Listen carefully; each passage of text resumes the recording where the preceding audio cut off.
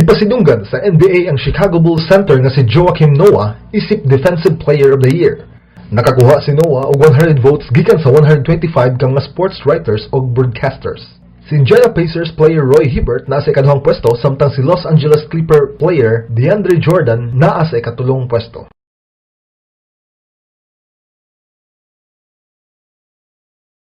Gitambakan sa Talk and Text tropang texters ang Barangay Ginebra Gene King sa score nga 97-84 sa quarterfinal round sa PBA Commissioner's Cup. Ug tungod niini nasiguro sa texters ang unang semifinal spot sa maong torneo. Ang texters nipakita og maayong depensa aron makalabaw og 26 points batok sa Ginebra. Nakaposte og 41 points ug 21 rebounds ang texters import na si Richard Howell samtang may score og 91 points si Mark Kagiwa alang sa Gene Kings. Kini si Daryl Anunciado alang sa Balitang Esports.